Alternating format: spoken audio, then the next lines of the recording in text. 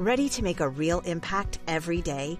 Join the Active Day Home Care team and help clients maintain their independence in the comfort of their own homes. Make a difference in someone's life as you provide essential daily assistance and protect their health and happiness. Earn up to $20 an hour and enjoy additional perks like optional daily pay, 401k, paid time off, ongoing educational training, and more. Join a team that values care, compassion, and your professional growth. Visit ActiveDay.com to apply. Now, Positively Ernie with Ernie and a New York TV legend and radio host with great positive stories and interviews. Thanks, Ernie. You're the best. And now, here's Ernie. Hey, everybody. Welcome back to the show. Always nice to have you here. You know, I love doing this show because I have an opportunity to meet some of the best people. And I've done so many interviews over the years. And I want to introduce you to somebody who I think is an extraordinary human being. She's got a great story to tell, great family story as well, but she does wonderful things for so many people. And you know what? You're probably going to recognize her face because we knew her dad. We'll talk about him. And now we know her. And so you know what? Eric, put her face on camera and let people take a look. Look at this. Okay, when you're doing the commercial, remember, what did you used to say? An educated consumer is our best customer. Marcy Syms. Marcy, it's a pleasure to have you here. You know, I really admire you so much. Your dad was such a strong figure. The Syms Corporation, top brand designer labels. And you know what? He started this company. He was born in Brooklyn, started this company, and became a huge success. And he was so proud of you as well when you took over. And I remember you were doing those commercials. Yes. And what a wonderful story. And you turned out to be, one of the youngest CEOs, right? To of run a New York Stock Exchange company, yes. Unbelievable. It was. How does that feel? How does that feel? It feels like I'm one lucky lady to have Cy Syms as my father. Well, he was one lucky man to have you as his daughter as well. But, I mean, there were so few women CEOs in 1983 when we became a New York Stock Exchange company. And I honestly, I don't, because I had many jobs before joining my father. Yeah, including radio. Including radio. Yeah, exactly. Yeah, I loved radio. I actually saw myself one day being a programming head of a radio station. I was a producer of radio, but it was because when my dad asked me to join Syms, it was because I had an expertise that I felt comfortable joining Syms. Okay. And my expertise was doing the media. Because I had also learned about programming. I had learned about buying and selling media, doing a media plan. Right. So it's a fundamental, isn't it? When you talk about being involved in sales, you really have to know how to present the product. Absolutely. And you have to deal with the entertainment value of how do you get people into the tent. Absolutely. And you knew that. And you also have to convey enthusiasm. Yeah. You have to convey a passion about what you're selling. Exactly. Even if it's made up. No, but you have that, okay? I mean, you have that natural gift. We've seen each other many times. We've talked before, but you know when you meet someone like you, there's a connection because you jump out at someone and you say hi. That's true. How are you? That's true. You know, they say there are two kinds of people in the world: someone who walks into a room and says, "Here I am." And someone who walks in and says, "There you are." Oh, gosh. See, and that's how you are. I am. Yeah, it reminds me of a funny story when we moved from Brooklyn when I was a little girl to Yonkers. Oh, yeah. And I was so excited. We actually had grass around the house. Wow. And there were neighbors and kids were playing in the street. And I remember running out and unfortunately, I was just wearing my underwear. But I was also only 4. Oh, sweet little child, of course. But I ran out there and I said, "Hi, I'm Marcy. You want to play?" Oh, isn't it? See, there's your personality right there. You know, I really think that's very important to remember that when you see a young person, whatever they're like at that age, 4, 5, 6 years old, there's something there about how they're going to be when they mature. Absolutely. No question about it. But listen, we have so many things to talk about. I know. Because you've done so many things. First of all, I'm holding a book. Okay, can you see this book? This is fabulous. It's called Mind Your Own Business and Keep It in the Family. Okay, this is Marcy Syms, President CEO of Syms. Now, you talked about how you were an early CEO back in 1983. I was a president in 1983. President. My dad was not loosey-goosey with titles. Okay. Responsibility was easier to get. Okay. But titles were, so it wasn't until 1998. 98. Okay, but that nevertheless, became I the mean, here you CEO. were president, of a company. And to me, I mean, that was a great achievement. And Yes. you did that, and you had a great relationship with your dad, but you have done so many other things as well. This book is very important, and I was looking at it, I just thumbed through it, and I'm looking at it, and there's something very nice here from Warren Buffett. Yes. Family businesses, when done right, have special strengths and rewards. Yes. Done wrong, however, they produce particularly painful disasters. Reading this book will enhance the chances that your family business will be a winner from both a financial and a personal perspective. That says a lot about what you've done. Tell me about the company, because you've gone on to do some other things too with the foundation. You're doing things for the arts. You're really creating a lot of great things as a result of the success that you've had. Absolutely. That's So the talk about that. foundation. Yeah. I think having a family business really creates an entrepreneurial thirst in those people who are part of the family that see what is required of you. Yeah. First, of course, is an idea that you see a niche, you see a space in the market like my dad saw. Yeah. But all entrepreneurs have to be familiar enough with whatever area they're going into to see this space that they can move into and they can make something happen. So as a family, the most common thing that we heard from our dad was, well, we're going to have to tighten our belts. And usually this had to do with a time that he had to buy inventory to get into the stores, or else there was a new lease that was signed. So when I was growing up, that was my exposure. It was all about denial, sacrifice, hard work.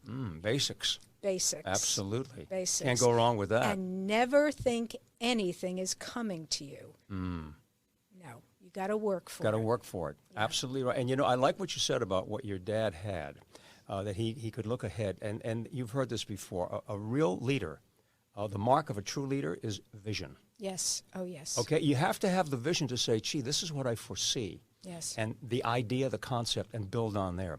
But, you ran this company. You did a great job. And, if you had to pass along a little more advice to a family that's running a business or wants to start a business and say, okay, you talked about hard work and everything. What do you think is important? Because you have heard, I'm sure, that there are a lot of family businesses that fall apart.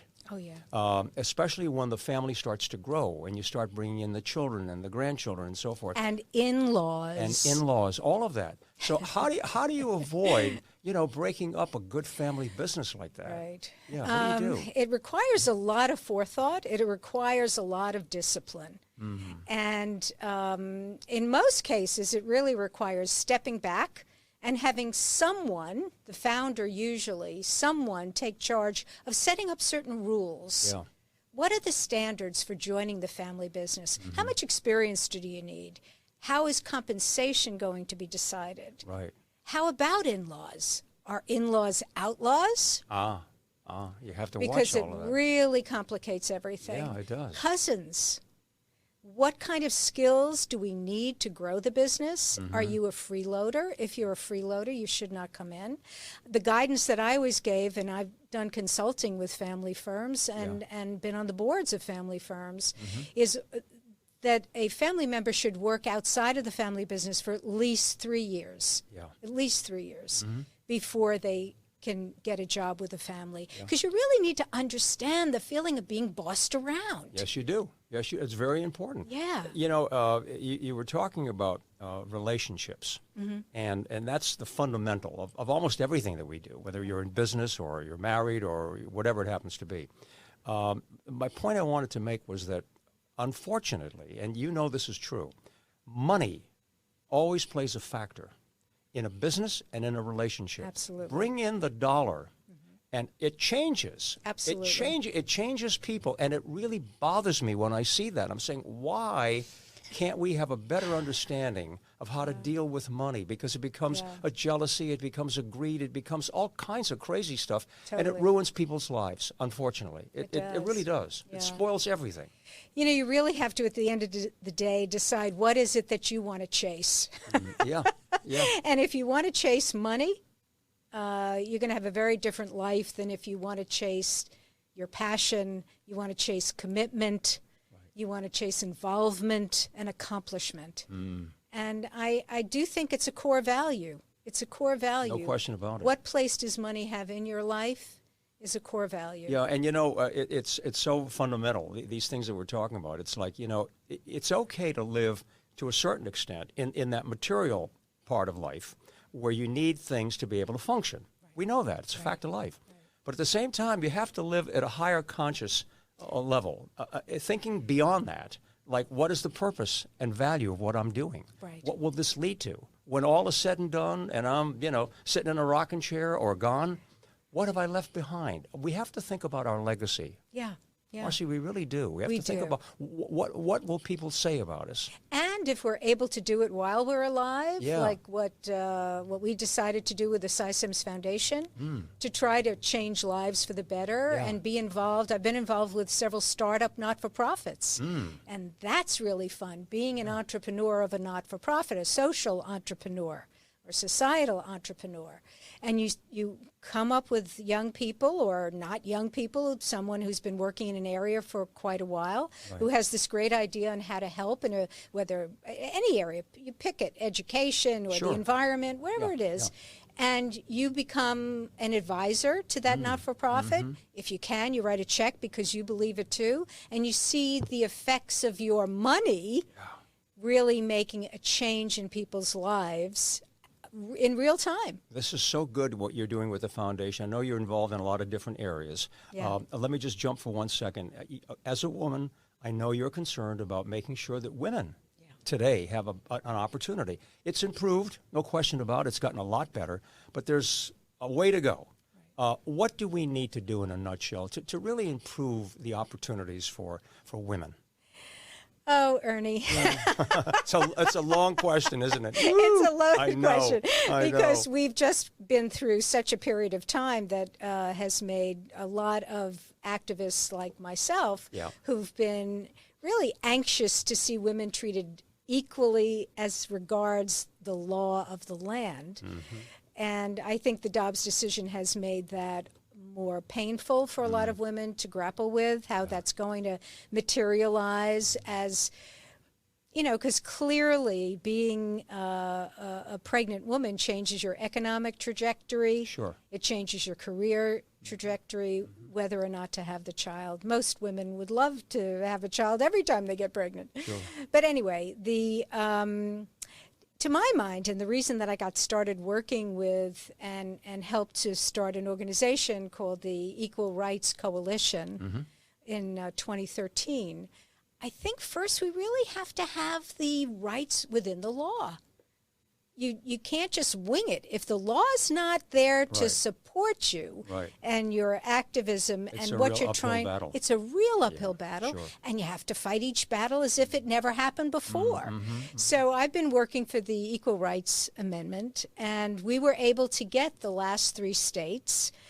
But and that was in January of 2020. Virginia became the 38th state to vote for equal rights in our federal Constitution.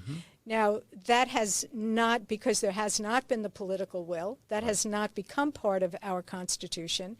So there's been a lot of activism on the state level. And in 2020, I also helped start an organization called the Equal Rights Project, and that's at a law school, Columbia Law School. Wonderful. And the idea was, miraculously, the equality doesn't have a think tank, and the Equal Rights Project became a think tank, totally without politics, just on how the language of equality is being used in state and legislative laws. And we were instrumental in helping 7 states at this past election in 2024 pass statewide equal rights amendments so that their state now has an equal rights amendment, which means that they can look at things, whether it's a loan, a mortgage, whatever it is. Yeah, exactly. There are still things on the books that are legal to do to women that are not legal to do to men. So am I hearing some optimism? I know there's a plus and minus. Yes. Okay, so you're feeling that I'm moving always optimistic, in a better direction. Ernie. Yeah. Good. Yeah. Good, I think the state's ERAs it can't solve the problem. It has to be a federal, but it certainly is worth pursuing. Good, good.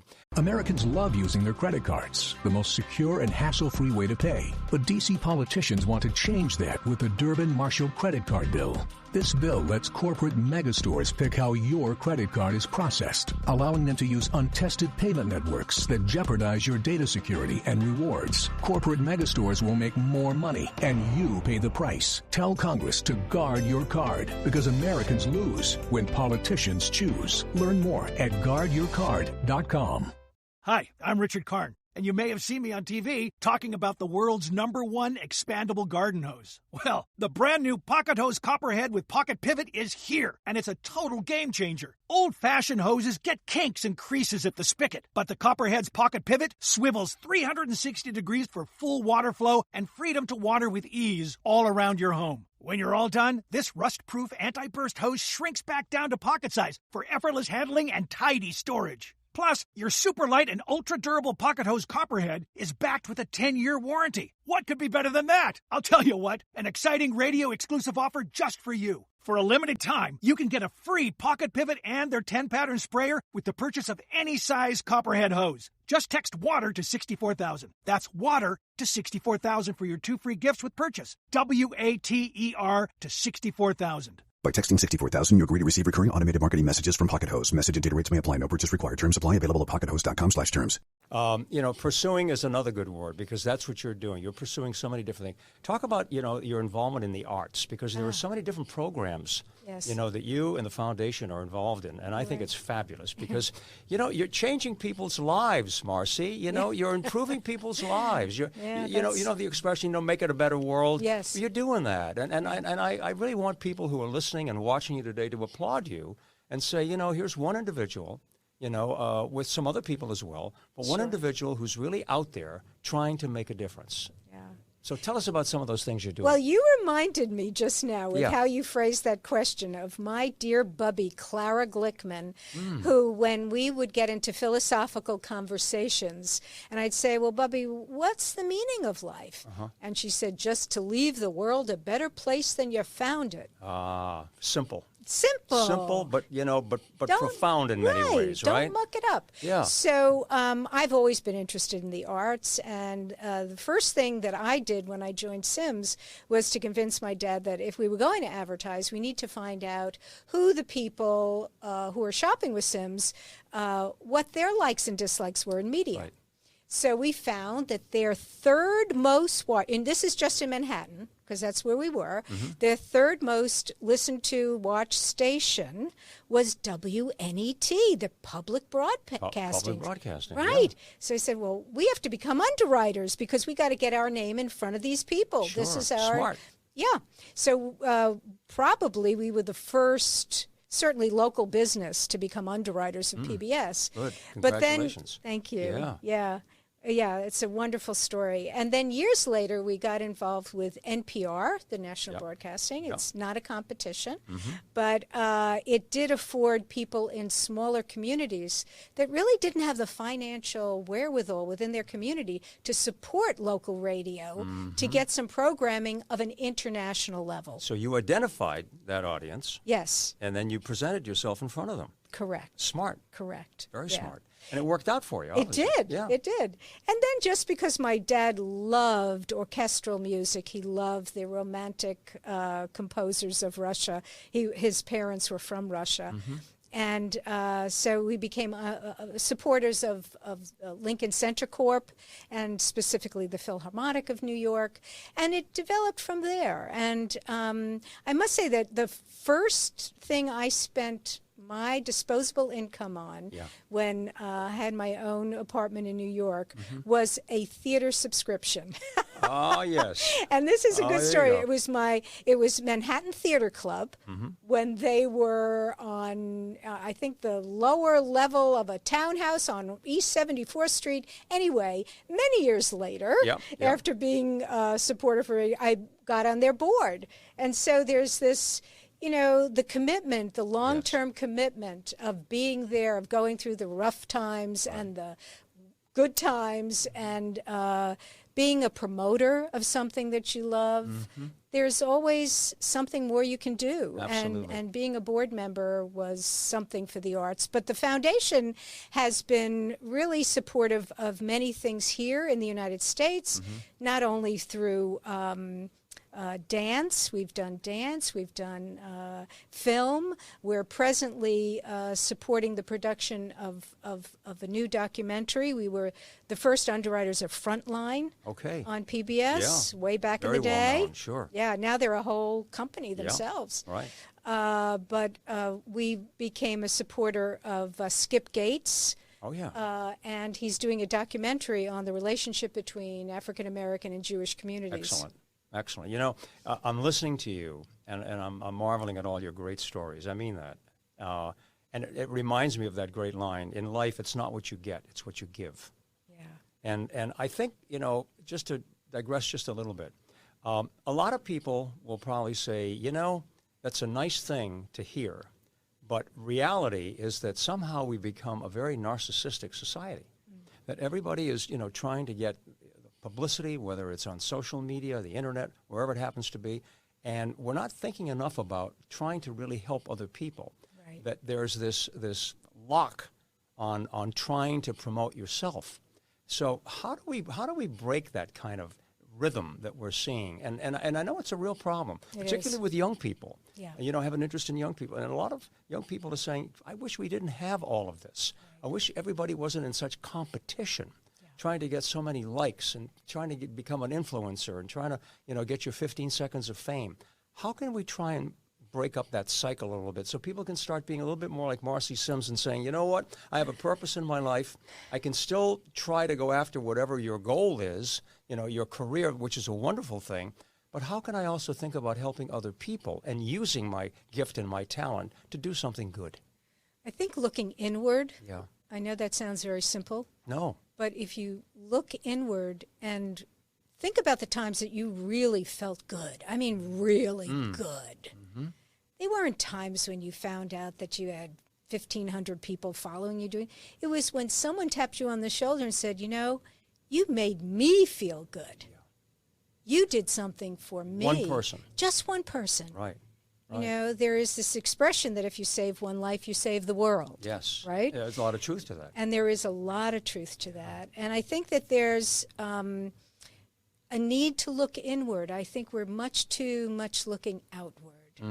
That doesn't mean not being involved in the community. That doesn't mean not volunteering. That doesn't mean, you know, sitting in a room and close your door.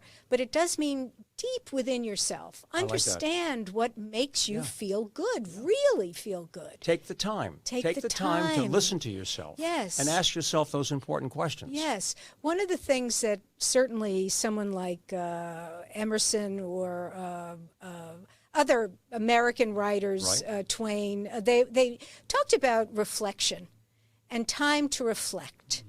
And I think maybe one of the sacrifices that we've made as humans now in our age is that we don't set aside time to reflect. And we get caught up in this constant treadmill of keeping up as opposed to giving yourself a check. Give yourself your own check. How am I feeling? How am I doing? And we have to make the time for that, Marcy. Yes, you know, we do. Anybody listening and watching us right now is saying, you know, I like that idea, but I don't have the time. You know, it's filled up all day long between work, responsibility, family, career, paying the bills, just trying to get enough rest. You know, commuting and all that kind of stuff. So here's a suggestion. Yeah. There's really a move in the area of mental health and particularly in adolescence about taking a break, a tech break, and even taking a half-hour tech break a day so that you're not responding to the ding and you're not checking to see if anyone wants me or anyone loves me. Right. Because you might miss the person who loves you right next to you in the room. And so I would recommend that everyone, if you can't do it during the week, put aside some time on the weekend. You are in control of your own choices, and it is a choice. Yeah, and you know what, Marcy, we need to be reminded to do these things. And I talk about leadership quite often on this show.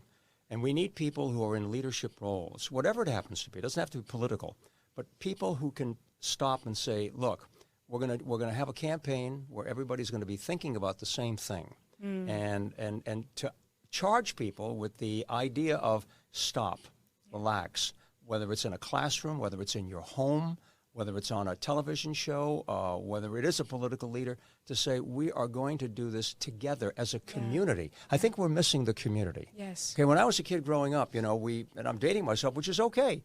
I mean, I try to keep up with everything. But, we all watched the same show at the same time. Yes. We didn't have different rooms with, DVRs and everything else going on. We have to find a way to bring ourselves back together again. I'm sure you agree. We need that. We need that badly. Agree. And I think the civic health of our communities is really the basis by which we can do that. Yeah. Marcy, if people want to get involved in what you're doing, if they want to reach out to you and say, look, I'd like to participate in what you're doing, I'd like to contribute or whatever it is, how do they reach you? What's the best way? I do have a website. It's not terribly up to date, which I'm going to have to do because I have a new book coming out called Leading with Respect, and it won't be out until September 2025. Okay. So Leading I will have with to respect. Leading with Respect. I like that line. Yeah, that's great. And the dot is from the back room to the boardroom. Nice. So I do have a website, so marcysyms.com, and you can... Marcy Syms, MarcySym. S. Right. When people have a way of reaching out, I think it's good, especially today. Everybody's got some means of connecting. But I think that's really good. Tell me about anything that's pending right now. I mean, you talked about your new book coming out in September. Yeah. But tell me about something else that you're working on or excited about that we should know about. Well, I must say that I'm very excited that I finally got to go to Harvard. Yeah, your leadership program. Right.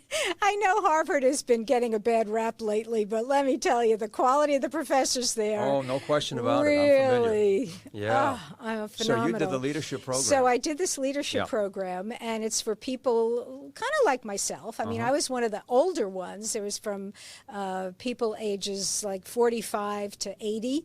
Okay. And you had to have at least 25 years of career, and you want to pivot. You want to take all that experience and all that 360 exposure that you've had over your career and focus on something that you want to make a sizable change in your lifetime. Now, mine was the area of women and legal parity. Right.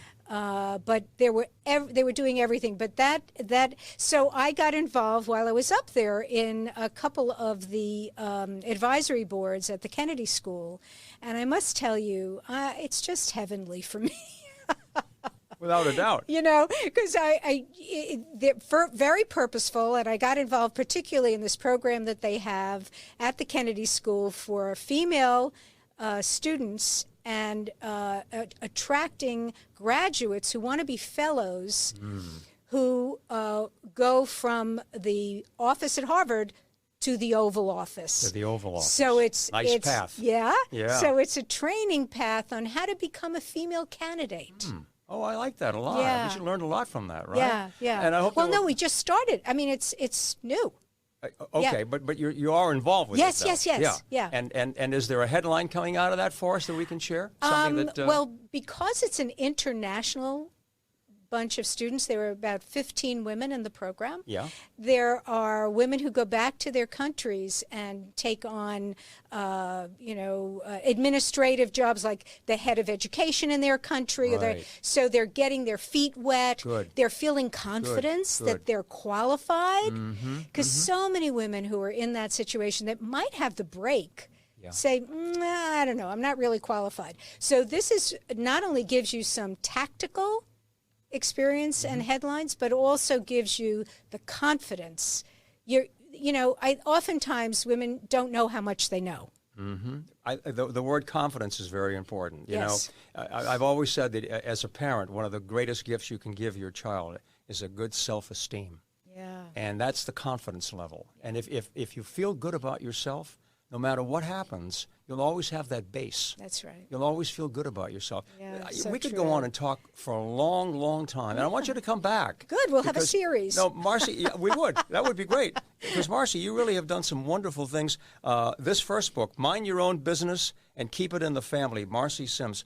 Congratulations on this. And the new book coming out, give us that title one more time about respect. Leading with Respect. From the back room to the boardroom. I love that stuff. You're going to come back and talk about that with us? Love to. Congrats on all the great things you've done. Your dad is so proud of you. You know, I mean, Thanks, looking down on you now and saying, "This is my sweetheart." I know what it feels like because I have a daughter as well and a granddaughter, and so I understand what it's like. But I applaud you. You're just a wonderful person. And all they have to do is look at that face, right? See that smile? That's the real McCoy. That's the real thing. And sometimes you can't get that on a phone or on a text. Right. You've got to be in person, eyeball to eyeball. Absolutely. Marcy Syms, congratulations to you. Come back again, okay? I applaud you and all the good things you're doing. Thank you. I applaud you. Thank you so much, Marcy. Wow. I hope you enjoyed the show today and had a good time. Oh, it's great. Is it over? It was like 5 minutes. Can you believe it? It's gone.